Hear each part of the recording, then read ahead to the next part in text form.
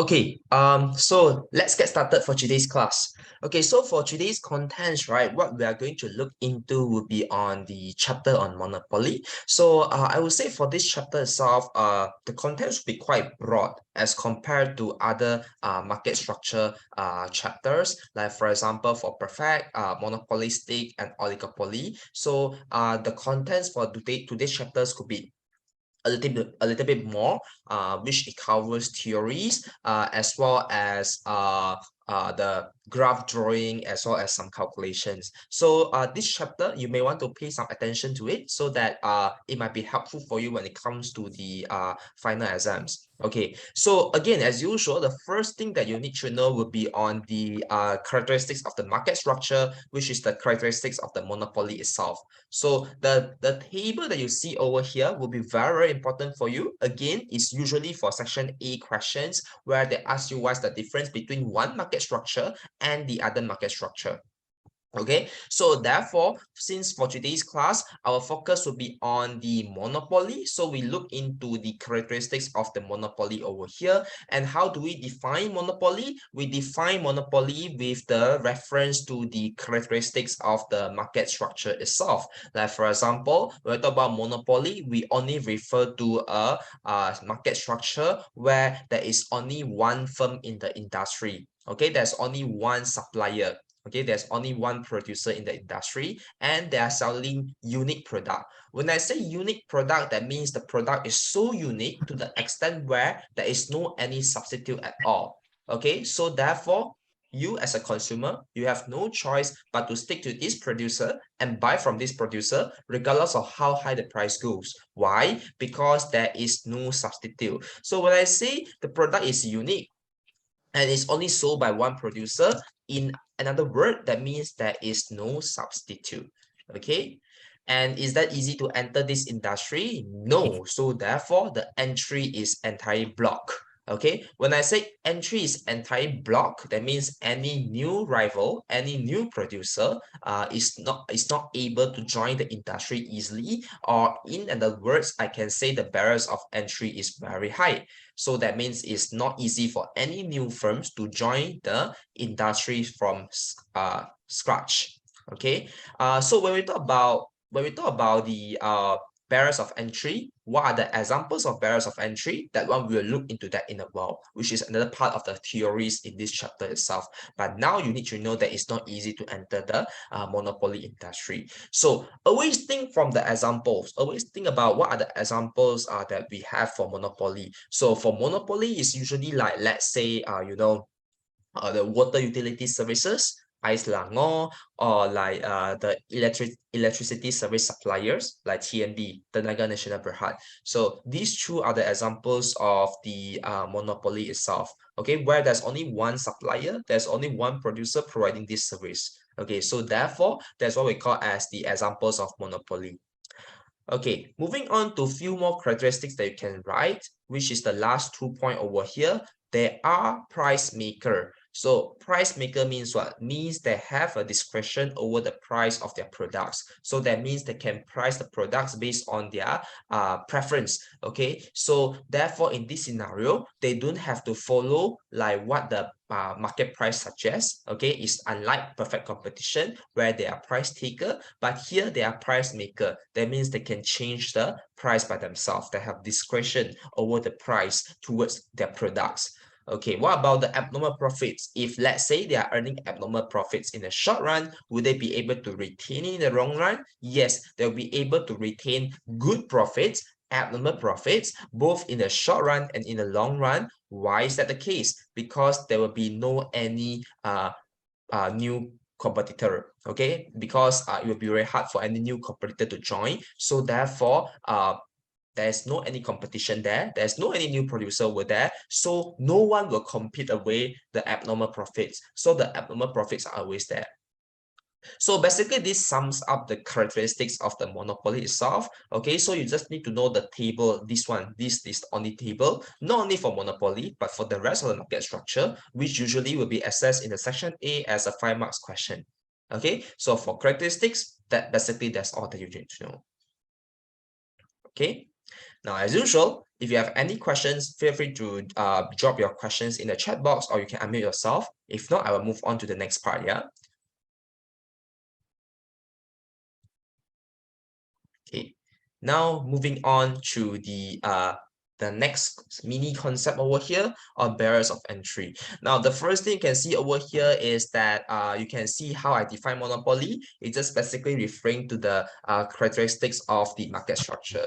So my point is, in exam, if let's say you come across some situations where you are required to define the definitions of any of the market structure, do not worry about that. Just define based on the characteristics itself. Whether it's asking about oligopoly, monopolistic, or even monopoly, just throw in the characteristics and make it into one sentence. That's how you define the market structure itself. Okay, now my point that I want to focus on will be on the barriers of entry. Okay, so barriers of entry. So when we talk about barriers of entry here, we are referring to what are the challenges, okay, that cause the new firms not able to enter the industry easily. So there are four over here, which are the main ones. Okay, so let me just go through that with you, and then later on, you can choose the points that you want to focus on when it comes to your own revision. So one of the barriers could be government restrictions on entry. Like for example, when you want to enter the industry, it requires some patents and copyrights to be bought. Okay, or when you want to enter the industry, you need to get some license or some exclusive rights from the government in order for you to be able to enter the industry, or you need to buy some of the franchise first. So therefore, all these are some sort of restrictions, especially from government, okay, in order for you to enter the industry itself. So this plays as a role of the barriers. Second, control of key resource.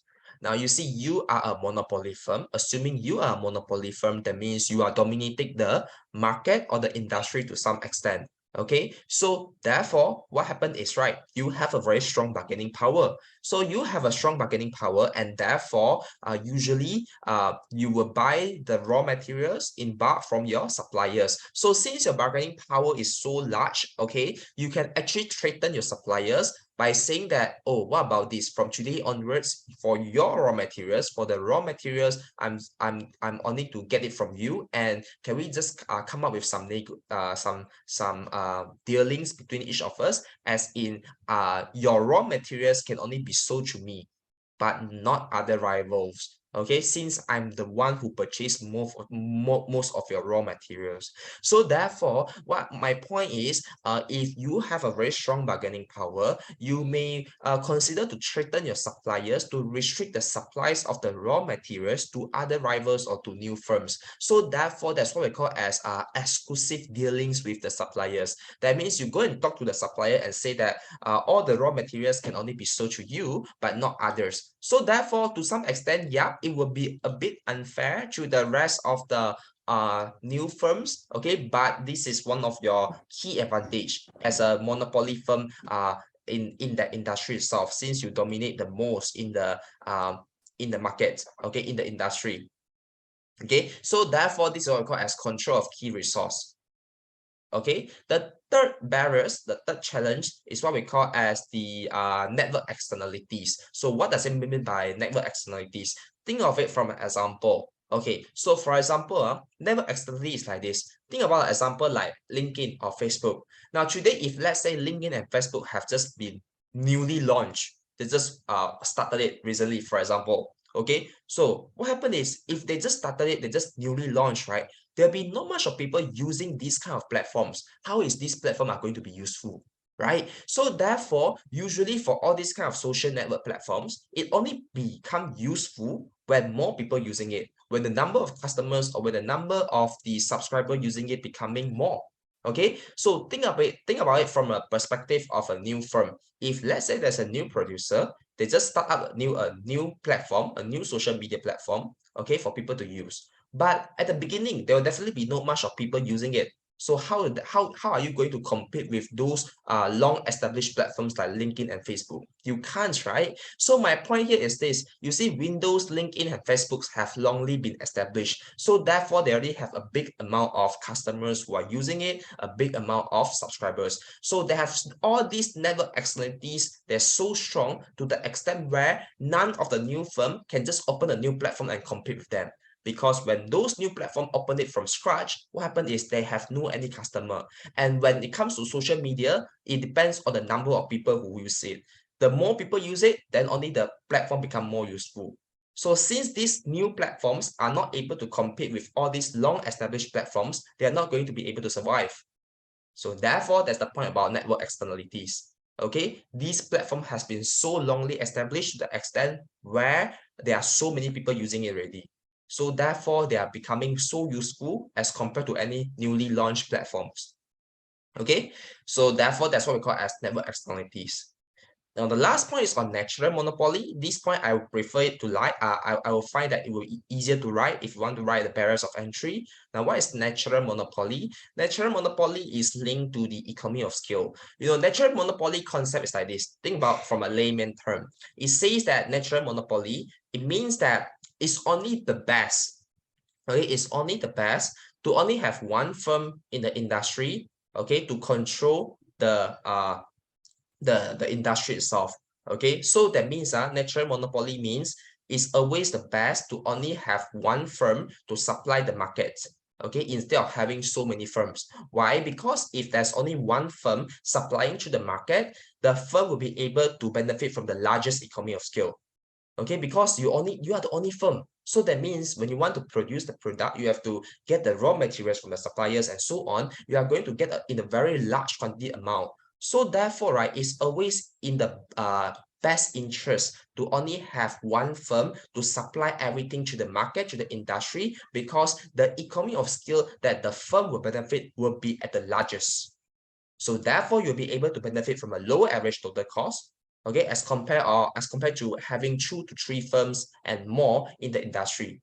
So my point is, when you say natural monopoly, it links to economy of scale, and it basically means that it's more efficient, okay, to only have one firm, okay, to produce for the industry itself. Okay, because when you have too many firms, when you have too many rival firms, it'll be very costly and wasteful. Okay, because they are like duplicating the services with each other to some extent. Because like for example, if you have 3 firms from A, B, and C, they are doing the same thing. Let's say they are the electricity supplier. So they are doing the same thing. That means they are duplicating the services, which result in some sort of inefficiency, and it will be wasteful in terms of the resources management. So why not ABC combine together, become one company, and only one company dominate the industry itself, which would be better, right, in terms of efficiency and economy of scale. So thinking from the positive sides, okay? So these are the 4 barriers of entry over here, okay? You can choose 2 or 3 that you want to focus on. But let's say you feel that these 4 points are so technical to the extent where you do not really understand, but no worry, open to your second page of the notes. Okay, the second page of the notes, you can see that on top over here, you can see other points of the barriers of entry. You can choose any points over here as well. You don't have to read all, okay, but just choose the points that you want to focus on, maybe 2 to 3, okay. I will not go through this one because it will be quite easy to understand for the rest of the barriers of entry, but there's only one term that I want to emphasize, that's for your own knowledge only. Economy of scope and economy of scale are both different things, yeah. Economy of scale that you need to know for your exam purposes in section A is about the lower average total cost for the long run, okay, when let's say the firm increase the scale of operation, when the firm increase the size of the business. When we talk about economy of scope here that you see on my screen right now, basically saying that when you produce 2 or more outputs together, right, you benefit from lower cost. Because when you produce 2 outputs together using the same resources, you basically benefit some sort of it in terms of cost advantage, right? You're using the same machines, same resources to produce 2 outputs at one shot, and therefore you benefit from the cost advantage. So economy of scope and economy of scale are both different concepts. I just do not want you to confuse between these 2 words. Although economy of scope will not come out, but economy of scale that you learn in your tutorial 8, long run cost, that one will come out in your section A. So focus on economy of scale, gao like that. Okay. So yeah, so these are the other barriers of entry. Okay.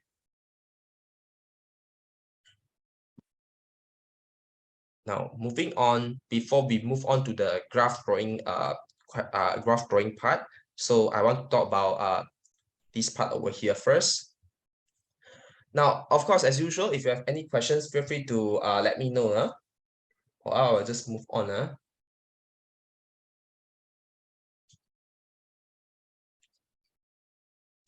Okay, so what's next that I want to talk about is graph drawing for monopoly. But before that, I just want to talk about the demand curve for monopoly itself. Now, if you still remember when you talk about perfect competition, we know that the demand curve will be a horizontal line. Why is that horizontal line? Because the price itself must be based on the market price, the price at the equilibrium in the industry. So therefore, the demand curve will always be horizontal when it comes to the perfect. However, for monopoly, it's not always the case. It's not the case. Why? Because demand curve in monopoly will just be like a normal demand curve where it is a downward sloping line and usually is more inelastic. Okay, so why is that downward sloping? Now you need to remember the reason why the demand curve for monopoly is downward sloping because they are price maker. That means that they are having some discretion over the control of their prices. So it will be the same like how the law of demand works. Today, if let's say you want to sell your products, okay, so in order for you to sell your first item, okay, let's say you want to sell only one item, then you want to charge at a high price, okay, can, okay, when you charge a high price, there definitely be some people who are interested to buy your product still, so you are able to sell 1 unit of the product. Now, let's say you want to sell 2 units of the product, you know that you have to reduce your price. So you have to reduce your price in order for you to sell the 2 units of product. Let's say you want to sell 3 units of product, you reduce the price again.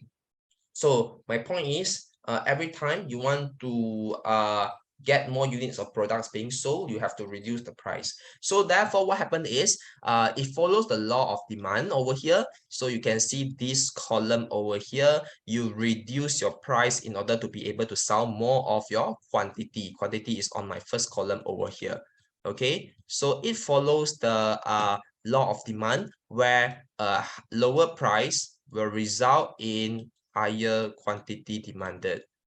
Okay, so that means every time you want to sell more, you have to reduce the price. Now, just because you do this, that means that the additional revenue that you are going to gain from the sale of each product will become lesser and lesser and lesser and lesser. So that's what we call as marginal revenue. Marginal revenue is the additional revenue, okay, the increment in terms of the revenue that you gain from selling one more unit of the product.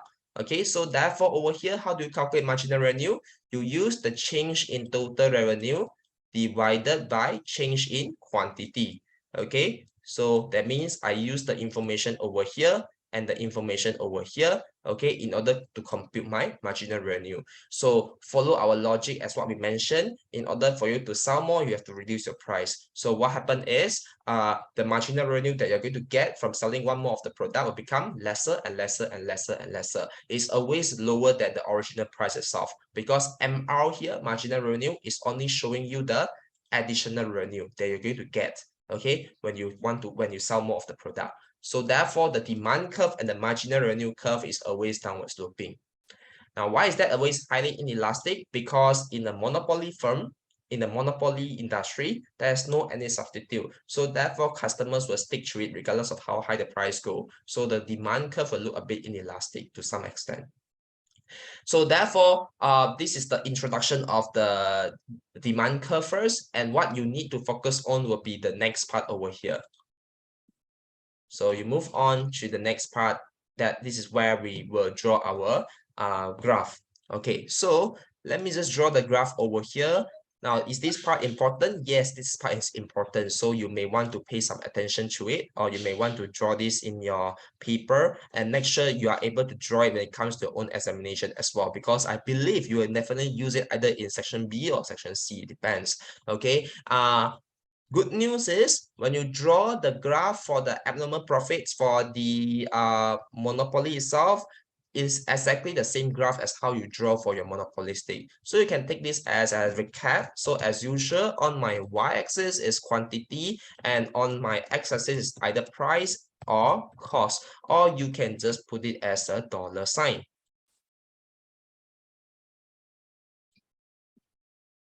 What's next is always remember, regardless of what graph you draw, whether it's going to be on perfect competition, monopolistic, or monopoly, always draw your ATC first. Okay, so as usual, draw your ATC. Draw your cost graph first so that things will be easier for you to handle later on. Okay, and always remember to draw your marginal cost which intersects at the lowest point of the ATC. Okay, remember when you draw a marginal cost, it must always intersect at the when you draw your marginal cost, it must always intersect at the lowest point of ATC. Okay, and after that, draw your demand curve. Things will be easier already. Okay, so let's say this is your demand curve. You can draw a bit more inelastic. Okay, so this is your demand curve equals to AR. Demand curve equals to the price that you charge equals to average revenue. Okay, and you have your marginal revenue. Okay. Yeah, so basically this is the original graph that you need to draw. Okay, it's just exactly the same as how you draw for your what we call as monopolistic abnormal profit graph. Okay, what you need to know, what you need to do at first. So always remember the first thing is to find out the profit maximization point. Okay, profit maximization point is MC equals MR. So my MC is here, my MR is here. So let me just use. So let the MCMR is here. This bullet point. Okay, so that means what? That means this is the outputs that should solve.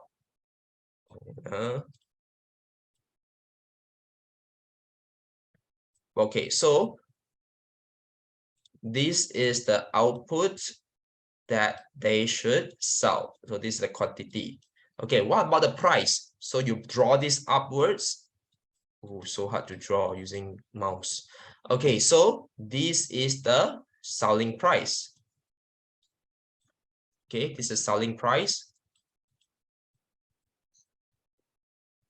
Okay, and what about the cost? The cost is here, ATC.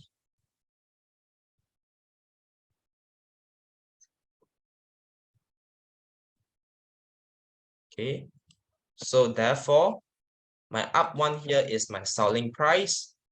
My bottom one here is my cost, which is from ATC graph.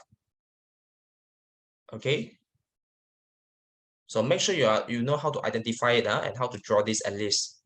Okay, so therefore, what happened is this rectangle region over here will be my abnormal profits. Okay, so this one will be my abnormal profits. Okay, abnormal profit is also called as the supernormal profits. That means your total revenue is way larger than your total cost. Okay, so therefore, when we talk about abnormal profits, that means that it's called supernormal profit. You will achieve abnormal profit if price is larger than ATC. Okay, when the selling price is larger than your average total cost, you will get abnormal profit. So abnormal profit means your total revenue is way larger than your total cost. Okay. So as you can see over here, your graph is exactly the same when you learn your monopolistic abnormal profit graph. Okay, so you can see first identify MC equals MR, your profit maximization point, and then after that, find your selling price and find your cost. As simple as that. Okay, now if they will ask you to calculate this rectangle region to see that how much profit overall, we use the same formula again. Very simple. So to find out the profits, what do we need to do? Okay, we use the selling price minus the average total cost times the quantity. Okay, that's how you get the profit of this region over here. If they were to ask you to calculate the profit, you use your selling price minus average total cost. That's calculate your profit per unit of the product. but you want to calculate the total profit, you need to times the quantity, because selling price minus average total cost is only for the per unit of the product. You need to times quantity to find the total profit at the end of the day. Okay. Now, what happened is, let's have a look into this graph.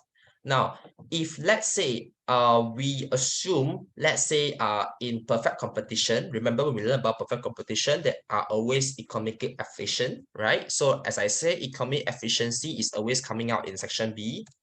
Economic efficiency is always coming out in your section B. And for economic efficiency, you need to know two types. One is called productive and one is called allocative. Okay, productive and allocative. Okay, so the keywords for productive is lowest point of ATC. And for allocative means MB equals MC. Or what we call as price equals MC, because in the graph we do not have MB, so price will be a good representation of marginal benefits. Price equals to MC. So only perfect competition will have economic efficiency. As you can see over here, right? In monopoly, there is no economic efficiency over here. Why do I say that? So let's have a look into productive efficiency, lowest point of ATC. Did they achieve at the lowest point of ATC? Lowest point of ATC is here, as you can see from my pink color point over here. Did they achieve that? No, they are not operating at that output, so they are not productive efficiency. Did they achieve allocative efficiency where price equals to MC? Where's the point? Here, price equals to MC. How do I know it's this point? Very simple, look for the line. This line, the demand curve line here, is my price. And this is my marginal cost. The place where it intersects, that's what we call as the price equals to MC. So how do you identify the point? Is through the reference to the line itself. Okay, so they are not achieving at the lowest point of ATC, and therefore they are not productive, and they are not achieving at the price equals to MC, which is not allocative. So therefore, in monopoly, there is no economic efficiency at all, because at the end, what they're producing at is at this quantity. Okay, why? Because they are focusing on their profits.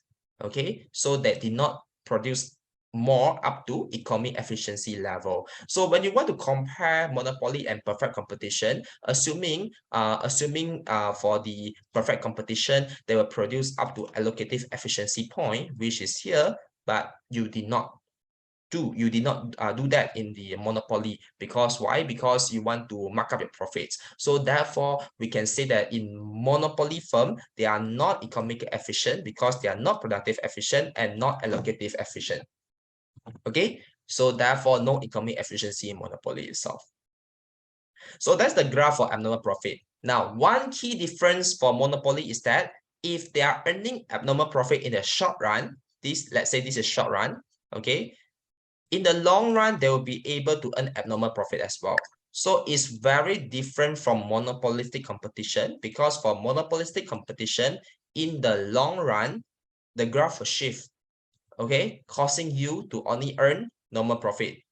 Yeah, but for this one, for monopoly scenario, what happened is, you must remember, for the short run and long run is the same graph. Therefore, you only need to know this actually. So short run and long run, if they are able to earn abnormal profit in the short run, in the long run, they'll be able to earn abnormal profit as well. So both short run and long run will be the same graph. Okay. Good. Okay, hold on. Is this the same for monopolistic competition? Neither allocative nor productive efficient. Correct. That's why I say it's the same graph. Yes. Thanks for the question. Good. Yeah. Okay, if you have any other questions, feel free to drop in the chat box. Okay, so this is a graph. Okay, so what's next is I want to talk about the two types of graph, but usually you'll use this more often. So let me just go through that with you. Okay, so how will the normal profit graph looks like for monopoly? Very simple. You probably have learned this already in your monopolistic graph itself. So you just take this as a recap since you are going to use it anyway for your exam purposes. Okay, so first of all, this is the quantity and this is the price or cost. Okay, and this is the dollar sign. Okay, so as usual, the first thing that you need to draw is always on the cost graph first, so that things will be easier for you to do later on. Okay, so my drawing is not so smooth because I'm using mouse to draw, but if you are drawing on a piece of paper, it will be like nicer. Okay, so ATC, and then MC must always cross the bottom point of the ATC. Yep, like this. This is my marginal cost. Okay, what's next is you draw your demand curve. So like in this scenario, your demand curve will be like this because I want to show normal profit later on. So this demand curve over here will be tangent to the ATC itself. So this one will be my price equals to my demand curve equals to my average revenue curve. Okay, and what about my marginal revenue curve? It's the same thing as well, a downward sloping line. So it will be like this. Okay, so this is my marginal revenue. Again, I really want to emphasize on this. When it comes to graph drawing, please draw your cost graph first. Don't go and draw demand curve first, because later on, once you draw demand curve, you're going to get confused and thinking that, hey, should I cross this or not? Or should I cross the demand curve, or should I cross my marginal revenue curve? You're going to get so complicated. So draw ATC and MC first. Okay, so you will never get it wrong. Because after you draw ATC and MC, for the demand curve and marginal revenue curve, you just draw two straight lines with the use of rulers. That's all. So things will be easier for you. Okay, so what's next? Find out profit maximization point. MC equals MR is here. How do you know that? Look for the graph. This is marginal cost. This is marginal revenue. Okay, so that means this is the quantity that you should operate at. Okay, what about the selling price? What about the cost? Move up over here. We look for demand curve. Selling price means our demand curve, the price that we charge for the product is here. Okay, what about the cost? Is also here. So, oh, so hard to draw. Okay, so what happened is this point over here, as you can see with the red color over here, is my selling price and is also my cost. Okay, selling price equals to cost over here. Okay, so what I can conclude over here, very simple. When my price equals to average total cost, I'm earning normal profit. Normal profit means what? Total revenue equals to total cost. That means neither profit nor loss. That means you are break even. Okay, that's what I call as normal profit. Last one, the graph, before I move on to the rest of the theory parts. Okay, so for losses, subnormal profit means losses. So how the graph looks like if let's say the firm is making losses, although it's very rare for monopoly firm to make losses, but let's just show the graph for your learning purposes in case you need to draw this. Okay, so as usual, you draw your ATC first. Okay, so hold on.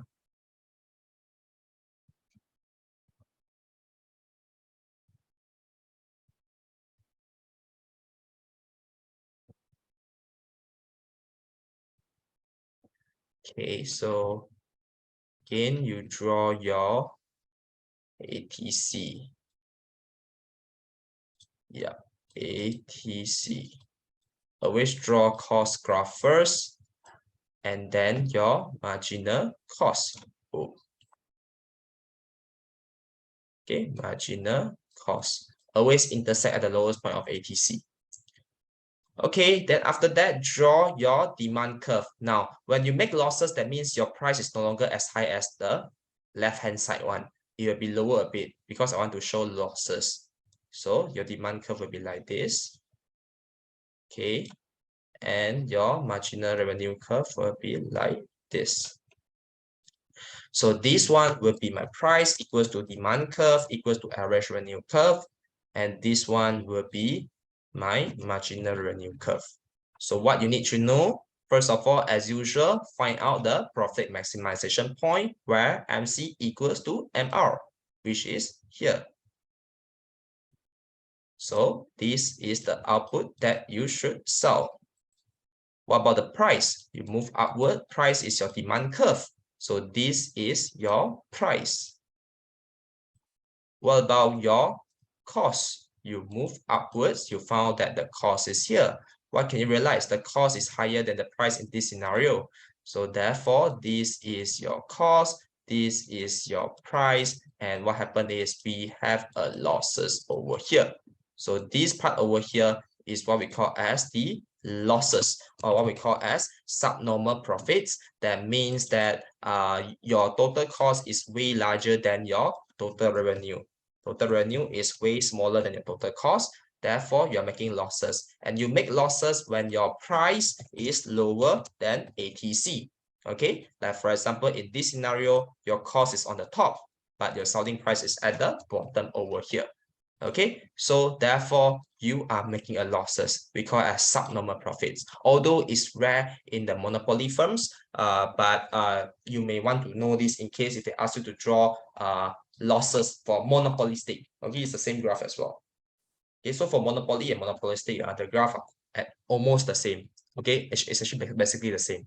Yeah, so therefore, now you can see two graphs over here. One is on normal profit when price equals to ATC, and one is on losses when price is lower than ATC. Okay, and you can see that in this scenario, all of them did not achieve economically efficient point. Okay, because they did not produce at the bottom point of ATC, and they did not produce at the price equals to MC point.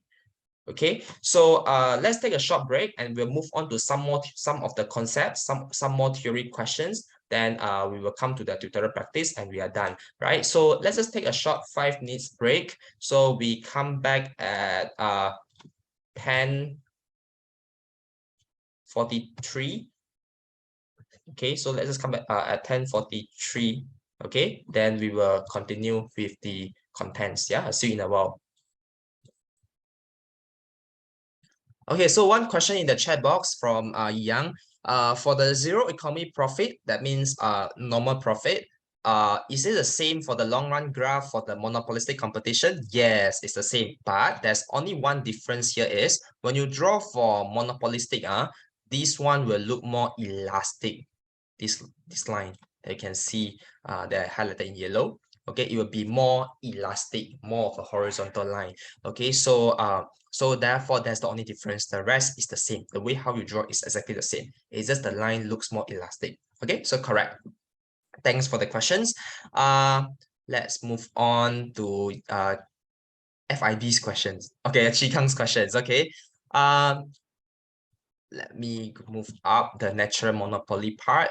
So natural monopoly means it's always more efficient to have only one firm to dominate the industry. Because when you have more than one firm, when you have 2 or 3 firms in the industry, what happens is there will be some sort of inefficiency and it will be too costly to do so because there'll be duplication of services. Duplication of services means everyone doing the same thing.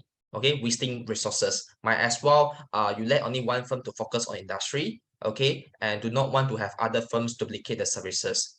And one best thing is for natural monopoly, right? It links to economy of scale because when there's only one firm dominating in the industry, so what happened is the economy of scale that this only firm, the only firm in the industry that he or she is going to get is the most. So the economy of scale that this firm is going to benefit is at the largest when there's only one firm in the industry. Why? Because when they want to buy the raw materials or to buy the resources, okay, they will buy in bulk amount. Why? Because they're the only one of the firm in the industry itself. So the economy of scale is at the largest. So with only one firm in the industry, the economy of scale is at the largest and it will be very efficient because there will be no duplication of services. Okay, so that's the meaning of natural monopoly. Okay, can, right? If you have anything that's not sure, you can put in the chat box. But the keyword is about no duplication of services. Okay, so you can write over there for the notes, no duplication of services if there is only one firm in the industry. Okay, I put in the chat box, so you can cut and paste into the notes. Now, moving on to the next point, the next concept is on price discrimination. Where does it usually come out? Again, it's more on theory questions like section 8, but this is very direct, very simple only. Okay, so what does it mean by price discrimination? That means you charge different consumers at different prices. So there are three types of price discrimination. The first one is called first degree price discrimination, or we call it as first type of the price discrimination. How does it work? It works like basically based on the amount that the consumer is willing to pay. You know, like for first type of price discrimination, you charge the consumer based on the maximum price that he or she is willing to pay because of the consumer surplus. For first degree of price discrimination, you look into the demand curve. Like for example, when you look into demand curve, right, you know that definitely there'll be some people who are so crazy enough, okay, to pay at a very high price for the product. Right, when you want to sell one unit, when you put it at a high price, there will still some people purchasing it. Therefore, when the price is high, there will still be one quantity demanded. Right, so therefore, if you are able to know how much the consumer is willing to pay, let's say for example, person A is willing to pay at this price, person B is willing to pay at this price, and person B is willing to pay another price. So if you know how much the consumer is willing to pay, what happens is you can charge each of them differently based on their consumer surplus. Okay, so that's what I call as first type of price discrimination. Do you need to know anything about graph? No, nothing. If you are doing finance and economics in your intermediate micro, then only you will look into graph. But for now, everything is just theoretically. You just need to know what does it mean. Second type of price discrimination means a firm will charge a consumer an amount for the first few units of the usage, and then after the first few units of usage, the subsequent units of the usage will be charged at a different price. Think about it like your electricity. Remember how electricity works? The first few kilowatts, okay, you will be charged at a price. And then after that, the usage, okay, for the subsequent units, for the subsequent usage, you will be charged at the price. So that means that here you have one amount for the first few units of the usage of the item, and then after that there'll be another price for the subsequent units of the kilowatts, for example, for electricity scenario. Okay, that's what we call as second type of price discrimination. The third type of price discrimination is basically you charge different prices in different markets or different groups of people. Like for example, you sell your items in local and international. So the price that you charge in local market and international market will be different. Okay, or like for example, bus fares for the adults and children will be different. So maybe bus fares for the adults will be more expensive, for children will be cheaper. Okay, or think about like when you go to cinemas. Okay, I'm not sure how much is the price these days, but when I was a student, I went to cinema, so I just show the student card. The movie price ticket is only 10 ringgit, right? But now definitely not 10 ringgit anymore. I believe it's about 18. I'm not too sure. So that basically called third degree of price discrimination as well. That means they charge the price differently in different group of people. Okay, so like for example, you show your student card, you show that you're a student, you get a student price. Okay, or else you just get a normal price. So that's why I call it as third degree of price discrimination. These are the three types over here, but what is important is the conditions. What are the requirements, or what are the circumstances, or what are the conditions for the firms to be able to price discriminate? Okay, so first of all is they must have market power. So when I say market power, means that they are the price maker. Okay, so price maker. Second condition is they must be able to identify and separate the markets where products must not be able to resold from low price to high price markets. That means that you should not allow your customers to buy from you at a low price and sell to other people at a high price. We call it as no arbitrage. So no arbitrage. What is arbitrage? When I was teaching this in other classes, they never heard of this name before. Arbitrage means you buy at the low price and you sell at the high price. Okay, they call it as 赚差价. You earn the difference between the high price and the low price. A lot of people do this for sneakers. That I saw my friends purchasing sneakers from a low price and then resell at a high price. Okay, so arbitrage is more of reselling from low price to high price. Okay, so you must make sure that the customers are not able to practice arbitrage. That means they're not able to resell from low price to high price markets. Okay, and the last one is in order for you to do price discrimination, you must know the different elasticity of each market. Okay, like for example, you know which market is elastic, so therefore you cannot simply go and mark up or go and charge a high price, and you must know which market has inelastic demand so that you'll be able to charge at a high price. Okay, those are your explanations. So these are the three circumstances or conditions that allows a firm to price discriminate. So theory parts only, yeah, this part. If you have any questions, feel free to drop in the chat box, okay?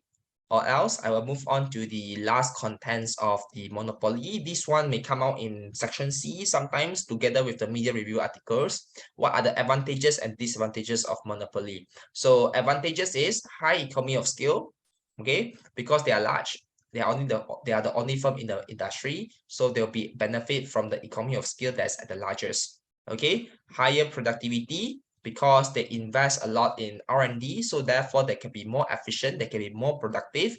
They may engage in a lot of product innovations, inventions, and improvements to make things better. Okay, or sometimes they can focus on social benefit as well. Like for example, they provide jobs for the people, provide jobs for the local community, or provide more income for the country.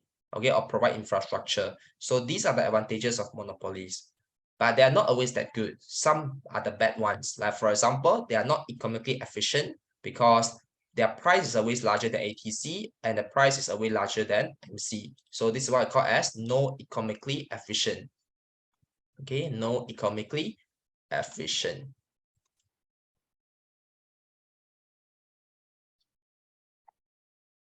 Okay, and because sometimes they know that there is no any competitor in the industry, so they do not have incentive to to perform better, so they may end up with poor quality of outputs. Okay, and they lack of incentive to improve or to innovate because of the lack of competition, and sometimes they may want to take advantage of the customers or take advantage of the market by reducing the outputs to mark up the prices. So these are the disadvantages. All good. So these are the theory parts only, and basically these sums up the things that you need to know for monopoly. So what's next that we are going to do will be on the tutorial questions.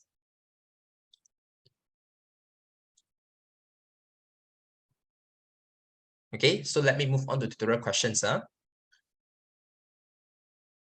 actually quite surprised with the crowd. Thanks for attending, by the way. Okay, so let's look into questions. So why is a monopoly's demand curve the same as the market demand curve for its product? Okay, why does it differ from the perfect competition? Keywords is because monopolies, they are price maker, so they follow the normal demand curve. But for perfect, they are the price taker, so therefore their demand curve will be a horizontal line. Okay, I highlighted for you as well for the answers. Okay, now move on to the graph questions. Now, what quantity will this monopoly produce and what price will it charge? So how do you know that? Look for MC equals MR. MC equals MR is here. Okay, so this is the output that should sell, 15. And how about the price? The price is here, which is 32. Okay. What about the average total cost? Is here, right? So it's 25. So calculate the profit of the firm. How do you do that? So you can do the formula that we just learned. Profit equals to selling price minus the average total cost times the quantity. So therefore, selling price is 32 minus average total cost, which is 25, times the quantity of 15 units. So try to calculate this and see if we can get the answers. Let me try and do that now. 32 minus 25 times 15. Yep, 105. So the answer is correct. Yep, it's how you calculate profits. Usually these kind of questions are in section B. Okay, if the firm produce at allocatively efficient level of outputs, allocatively efficient means MB equal MC, or what we call as price equals to MC. What quantity would it produce? Okay, you have to look for the point where price equals to MC. So price is my demand curve. MC is this curve. The place where it intersects, as you can see, the yellow color line is this bullet point 28. Okay, 28 units. Boleh? Can? Okay, move on to the next question. How much debit loss did the firm create by acting like a monopolist rather than perfect competition? Okay, so assuming perfect competition produce up to price equal to MC, the yellow color bullet point. Okay, so what happened is you can see that there's a debit loss because the amount or the quantity that the monopoly produces is this one, pink color one, and perfect competition will produce up to this amount, assume they achieve allocative efficiency. So what happened is you can see a triangle over here, right? So therefore, this will be the dead weight loss. So how do you calculate dead weight loss? The area of triangle. Okay, 1/2 the times base times height. Okay, so how do you do that? So 1/2 times, what is the base here? The base here is 32 minus 14. So you just put 32 minus 14 is 18. So 18, okay, times, what is the height? So the height here, let me show it over to you. Let me use another color. So just now, the base is, I use this 32 minus 14 because this part over here is the base. What about the height? The height is this one. Okay, so that means 15 to 28. 28 minus 15 is 13. Okay, therefore you get the answers. 117. Your debit loss.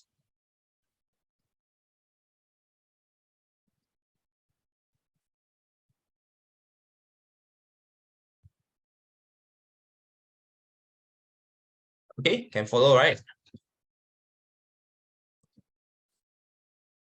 Okay, so this part we are done. Okay, now there are two more questions in tutorial questions. Let me go through that with you. But here, answers for media review questions. I'm not going to go through the media review parts, but I have provided you the answers over here. You can take this as your guidelines when you do the media review. Okay, I've provided in the notes. Okay, so I want to focus on another few more questions in the tutorial questions here, the study guide. So we have done question 1 and 2 for the tutorial 10. Question 1 we have done. Question 2 we have done as well. I want to look into question 3 and 4. Okay, so question 3 theory question. Define price discrimination and what circumstances allow the firm to practice price discrimination. So first you define, okay, basically they can charge different people at different prices. And then after that, what's next is you talk about the circumstances or the conditions. First, they must have market power. They know how much consumers are willing to pay, and they are able to segregate the markets. The three conditions that we talked about in our notes just now. Okay, so you can just refer to the notes. And then coming to question 4. Question 4. Chantal owns a hairdressing salon which caters to two main groups of customers: residents of the Chatel, a retirement community, and other residents in the neighborhood. So you have market A, which is on the customers from the Chatel and customers from the neighborhood. Okay, so figure 16.3 shows the demand curve for the residents of the retirement community, labeled market A, and other residents in neighborhood, labeled as market B. The demand curve are not identical. Why? Because in Chatel, you can see the demand curve, this one is more elastic as compared to this one, which is more inelastic. So you can see this one is more elastic, and this one is more inelastic. Okay, So what happened is, if let's say it is more elastic, you will be able to charge at a high price. How do you know that? You see, MC equals MR. So this is the output that you should operate at. Okay, how much this market can charge? 10. Okay, what about this one? MC equals MR is here. This is the quantity of outputs. How much is the amount that they can charge? 15. Why is that market B can charge at a high price? Because the demand is more inelastic. That means that the customers are not so price sensitive to it. Okay, why is that the case? Because one of the good reasoning that you can suggest is because this one, the chattel, is the retirement people, right? They are the retirement community. So they don't have any income to rely on. So they are more price sensitive. So therefore, they are more price sensitive because they are retired people, retirement community. Okay, so therefore, they don't have income. They'll be more price sensitive. But for the neighborhood, it will be normal. They are not so price sensitive to it. At least they still have income. Okay, so therefore, what happened is we can start answering the questions. If Chantal wants to maximize profits, at what price will she charge? At what quantity will she sell? It's basically what we have thought about just now. For market A, this quantity A at the price of 10. For market B, at the quantity B at the price of 15. Okay, so the answers have been written over here. Okay, now what's next is question B. Okay, which group of customers is likely to have a more elastic demand curve?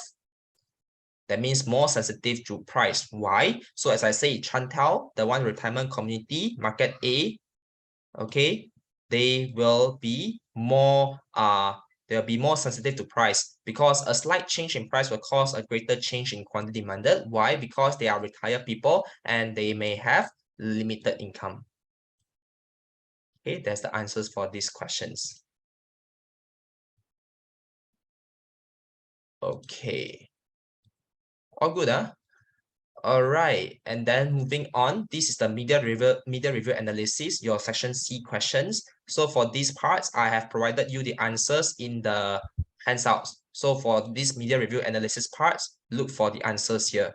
Okay, use this one as your guidelines. Of course, this is not the full answers, but this is the guidelines for you when it comes to your own practice or own revision. So you know where to get the points. Like for example, question D, if it's asking about discussion of advantages and disadvantages of monopoly, this one, you just look for your notes over here, the table over here for your answers. Okay, so basically, these are the contents that you need to know when it comes to monopoly chapter. Okay, any other things that you want to ask? Okay, hold on, please. Yeah, hold on. Yeah. Can show again question 3. I want to take picture. Question 3. Hold on. I also have a okay. Let me answer yours first. Can. Yeah, here you go. Wait. Yeah, basically these answers is just from the table in your notes. So you take a picture for this one first. Oh, okay. Thank you. Okay, done. So yeah. it's basically from this table. Yeah, this one. So in this table, the upper one is the 3 types of price discrimination. First type, second type, and third type. And condition is the requirements that you just took picture just now. This one will come up more often for theory. The up one, the 3 one, not so often, but it will be more common when it comes to intermediate micro because they can ask you to draw a graph. But for your current level, you just focus on this one with you. Okay, and then I have a question in the chat box. Hold on. Can you explain why monopoly is not allocative efficient again? Okay, can. So what happened is, let's say I use a diagram. Okay, let me just use a diagram just now from my notes. Okay, you see, why is that not allocative efficient? Okay, so okay, if you are weak in economy efficiency, quick one. Okay, economy efficiency, look into productive and allocative. Productive and allocative. Okay, always remember the keywords. Productive means lowest point of ATC. Okay, and then allocative means, oh no, let me move this thing a bit. and allocative means price equals to MC. Okay, wow, how come we almost end already? Now suddenly so many people joining. Okay, so what happened is, first of all, let's see whether they which point is productive. So lowest point of ATC. How do you know that's the lowest point of ATC? You look into MC because MC always cross at the lowest point of ATC. This one, the one that you see the pink color in the graph is the productive efficiency. What about allocative? Price equals to MC. Where's my price? My demand curve is my price. How do I know? Because I always write this. Price equals to demand curve equals to average revenue curve. Okay, so therefore, my price is my demand curve, and therefore price equals to MC is this one. How do I know? Because this line is price, this line is MC. Okay, so therefore this point over here is allocative. So did they achieve at these 2 points? No, because in monopoly, they are operating at this MC equals MR, okay, selling at this point, and cost is at this point, at this quantity. This is the amount or the quantity they are operating at, not on the pink colors points. Okay. And can understand? Yeah. Let me know if there's anything that's unclear. So at the end of the day, that it will be not productive and not allocative. Actually, for monopolistic, monopoly and oligopoly, they are not economic efficient. Only perfect competition has productive and allocative. Okay, great. Next question. Is this class being recorded? Yes, it's recorded as well. Okay, any questions? Quite fun, huh? Okay, so Like, you can yeah? show again question 2. Question 2, this one lah. Is it? No, is it this one? Wait, Yeah, the tutorial thing, the question 2. it's the same thing, Question 2 is the same thing. This one is the same Oh, thing. I put the graph first, they put the question first because it's easier to see. So yeah, there's answers over here. You can take a pictures if you want to. wait. I thought you have the notes. Okay, yes. How to determine debit loss idea? I mean, which part, like which part? That loss. Yeah. How do you see level loss? Okay, just now we say we operating at these outputs. Okay, but what is the most efficient one? We say that perfect competition will produce up to this point over here, right? So you see what happened is there is a triangle over here, right? Which is the debit loss. Okay. So yeah. Okay, so this is the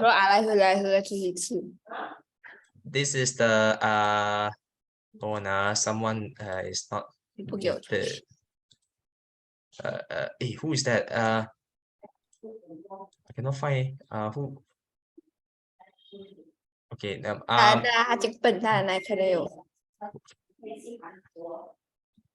okay, I found. Okay, yeah. So that's the debit loss. Any more questions? Yeah. So you see the triangle region. The triangle region is the debit loss. So so any other things that you want to ask? Okay. Let me ask a quick question. If let's say today you look into a scenario, the scenario is about Starbucks. For Starbucks, is it perfect or monopolistic or oligopoly or monopoly?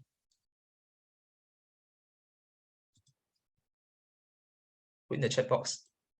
See if anyone can get it correctly.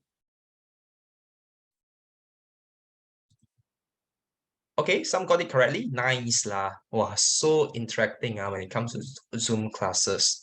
I like. Yes, it is monopolistic, not monopoly, not perfect as well.